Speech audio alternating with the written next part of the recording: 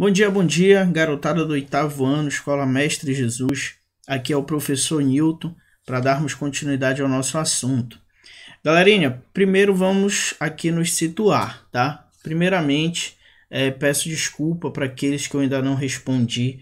Tá muito complicado, são muitas e muitas mensagens.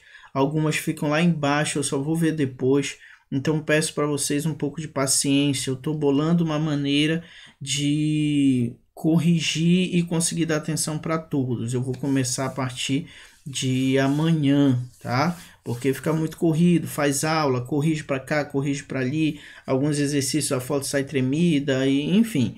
Mas a gente vai conseguir se organizar, tá? Então eu estou priorizando as aulas para que vocês não fiquem sem ter atividades, mas a gente vai correr atrás aí de botar os exercícios, a correção dos exercícios em dia, tá? Gente, na última aula nós encerramos os assuntos do módulo 1 do seu livro. E agora nós vamos iniciar os assuntos do módulo 2, tá? Então nós encerramos lá com o período napoleônico, Revolução Francesa. E hoje a gente começa o capítulo 2, certo?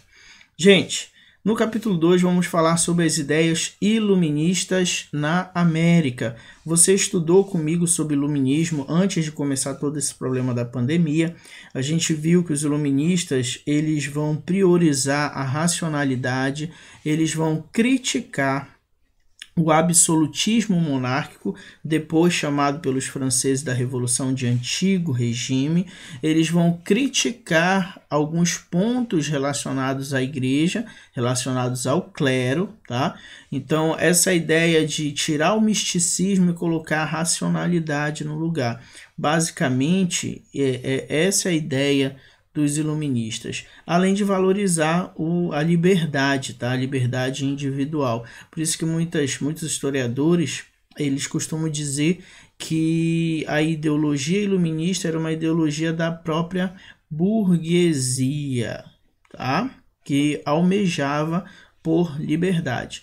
Então, essa visão iluminista, gente, ela influenciou muito a Revolução Francesa, mas não só a Revolução Francesa.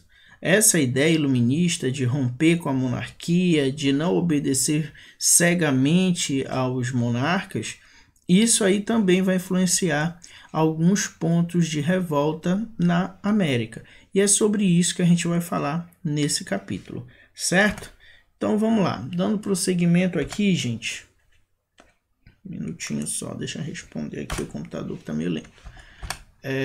Iluminismo chega à América. Então, bora lá. Primeiro ponto dos iluministas, gente, é a defesa da liberdade e crítica ao sistema absolutista. É justamente essa a razão para o início da Revolução Francesa.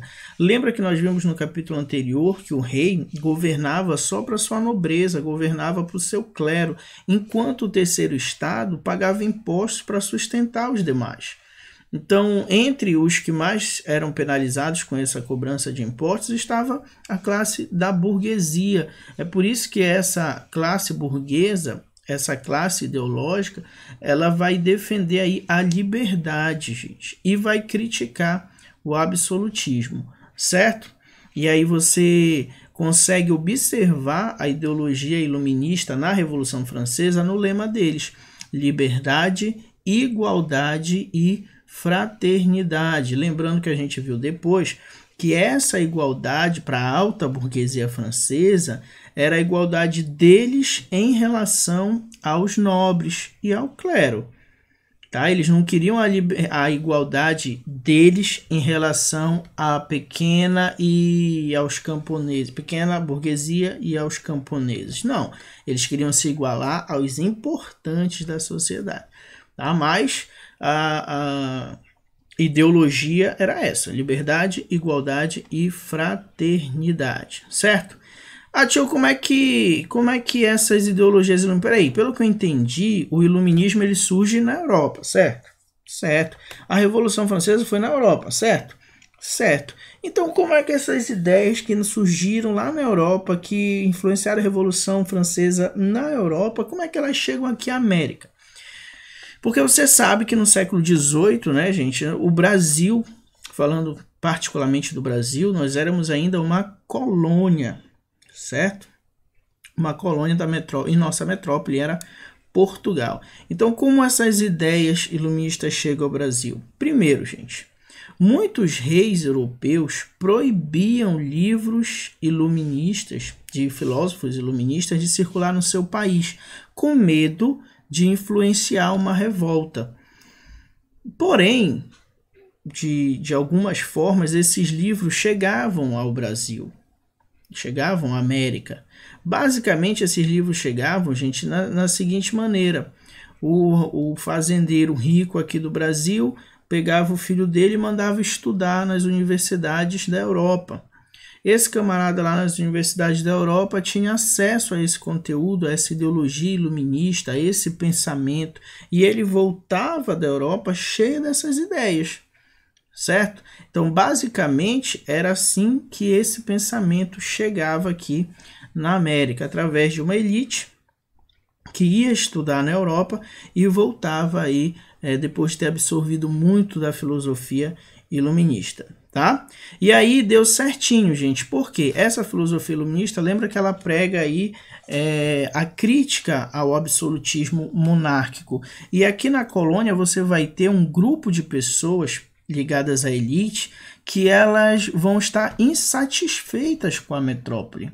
Por que insatisfeitas com a metrópole? Pela questão do pacto colonial, tá? Que nós já conversamos também.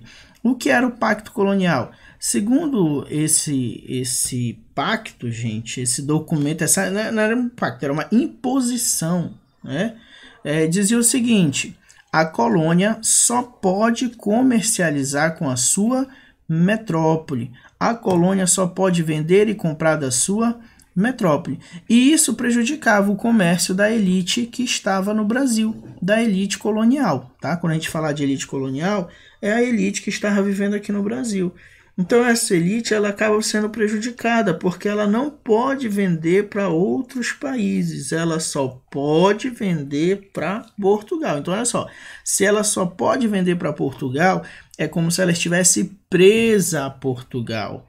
Ou seja, não são uma elite colonial livre para comercializar. E aí olha a ideia do iluminismo, lembra lá? Liberdade. Pois é, liberdade. E a elite que está aqui no Brasil não tem justamente não tem essa liberdade, certo? E para completar ainda mais, gente, a gente vai ter, antes mesmo da Revolução Francesa, a gente vai ter o processo de independência das 13 colônias, que hoje é os Estados Unidos. Então, os Estados Unidos se tornaram independentes antes da Revolução Francesa, porém já influenciados pelo iluminismo, pelas ideias iluministas, certo? Então, se a gente fosse colocar numa cronologia, movimentos aí influenciados pelo iluminismo, sem sombra de dúvidas, colocaríamos como primeiro a independência das 13 colônias e depois a Revolução Francesa, certo? Porque assim, a independência das 13 colônias, gente, não abalou o absolutismo monárquico, tá?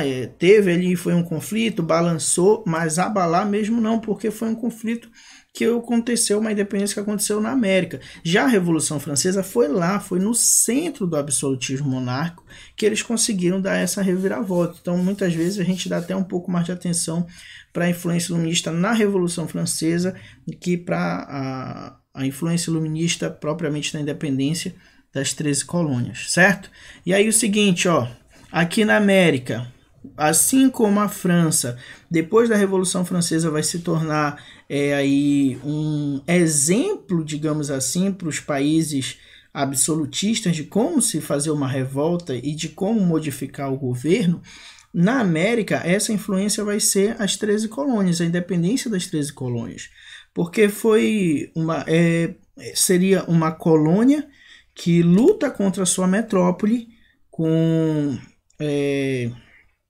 princípios e ideias democráticas, republicanas, liberais, ou seja, eles de fato não queriam instaurar um governo monárquico, tá? Eles queriam liberdade econômica, e aí você já começa a puxar os links aí com relação à independência das 13 colônias e a ideia dos iluministas, certo?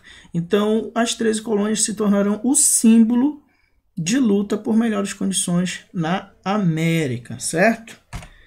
Aqui, ó, gente, influência do iluminismo no Brasil, tá? No Brasil, gente, a gente vai ter algumas tentativas de quebrar os laços econômicos aí com a coroa portuguesa, de quebrar esse pacto colonial. Olha, bem aqui eu coloquei o desenhozinho de como funcionava o pacto colonial, tá? A metrópole, a colônia. No caso aqui, o Brasil e aqui Portugal, nossa metrópole. Aqui no nosso exemplo, tá, gente? Porque se você estivesse falando de América Espanhola, aí mudaria, tá? É só para o nosso exemplo. Então, olha só. A colônia, tá? Manda para a metrópole matéria-prima e produtos tropicais, além de metais preciosos. A metrópole vende para a colônia produtos manufaturados e escravizados. É importante você saber, gente, que os produtos que a colônia manda para a metrópole, eles geralmente são produtos com preços baixos. E os produtos que a metrópole vende para a colônia são produtos com preços altos, são produtos caros, tá? Aqui no Brasil, esse processo de influência do iluminismo ganha um caráter de contradição. Por quê?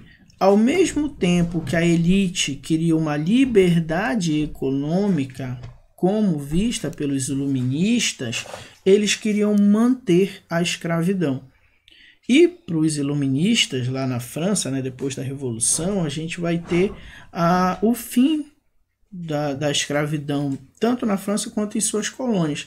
Então, aqui no Brasil, muitas pessoas ligadas a essa elite pregam a ideia de uma liberdade, porém querem manter a escravidão, certo? Então, olha só. Nesse período do século XVIII, a gente tem aí um cenário muito propício para que a gente venha a ter revoltas na colônia. Primeiro, o pacto colonial era um problema, não era aceito, era muito criticado pela elite. Nesse período a gente está entrando aí no período que a gente chama de declínio do ouro, ou crise da extração do ouro, vai ficar escasso o ouro na região das minas. E nesse período a gente também era muito dependente, dependente, tá? A gente não é independente não, a gente era muito dependente da economia inglesa, tá? O Brasil tinha vários acordos econômicos com a Inglaterra e se tornou independente. Basicamente a Inglaterra é quem mais comprava os produtos, e assim, os produtos da colônia eram enviados para a metrópole, que no caso era Portugal, e Portugal vendia para a Inglaterra. Então a Inglaterra era um dos nossos principais parceiros econômicos daquele período, certo? Então a elite brasileira ela está propícia aqui a ser influenciada por ideias iluministas, porque ela tem várias críticas ao poder metropolitano, ao poder real português no Brasil, certo? Despotismo esclarecido. Esse nome complicado a gente já viu quando a gente falou de iluminismo, tá, gente? Despotismo seriam reis, monarcas, tá? Absolutistas, que eles vão tomar algumas medidas influenciados pelo iluminismo. Então, por isso, o despotismo esclarecido. Então, você pode pensar, poxa, mas os iluministas não criticavam o absolutismo? Sim, e alguns reis, para se manter no poder, meio que para acalmar essa classe de burgueses, essa classe mais popular, vão tomar algumas medidas ligadas à filosofia dos iluministas, tá? No caso de Portugal, gente, o grande representante dessa política vai ser o Marquês de Pombal. Ele não era o rei, tá? Ele vai ser um ministro, e algumas medidas dele vão ter total influência na vida aqui no Brasil. Então eu botei para vocês aqui algumas medidas, como por exemplo, liberou manufaturas. Lembra que aqui quando a gente viu, as manufaturas elas vinham da metrópole para a colônia. O que são manufaturas, gente? Pega-se matérias-primas, transforma-se em outros produtos manufaturados e vende mais caro. Por exemplo, pega aqui algodão, transforma em linha e vende mais caro. Pega outra coisa, entendeu? Beleza. Então vamos lá. Então aqui, ó, essas manufaturas elas eram proibidas de ser feitas na colônia, porque economicamente era melhor ser feita em Portugal, economicamente para os portugueses, claro, né? Os portugueses, para a coroa portuguesa, esses produtos era melhor que fossem feitos em Portugal e depois vendidos aqui na colônia, aqui no Brasil. Porém, já o Marquês de Pombal ele vai liberar manufaturas, não todas, tá? Vocês estão livres para produzir o que vocês quiserem. Não, existe uma lista, algumas manufaturas só, tá?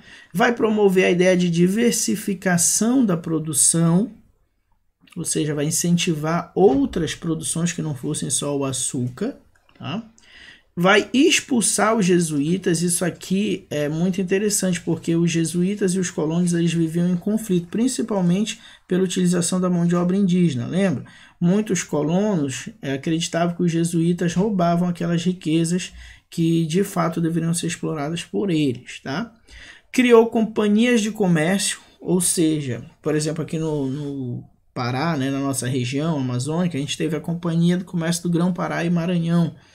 O objetivo era qual? Fornecer de escravos à região, e tudo que saísse da nossa região ou entrasse, tudo que a gente exportava ou importava, entrava e saía com controle da Companhia de Comércio, tá?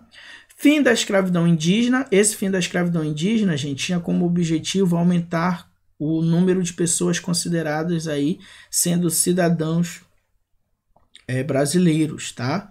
Então, além de por fim a escravidão, ainda vai dar cidadania aos indígenas. Em 1777, o rei morre e aí quem assume é a mãe dele, a Dona Maria I. A Dona Maria I não concordava muito com as ideias de Pombal, ela era meio absolutista. Então, ela demite Marquês de Pombal e ela vai retomar o controle e a fiscalização exagerada sobre a colônia.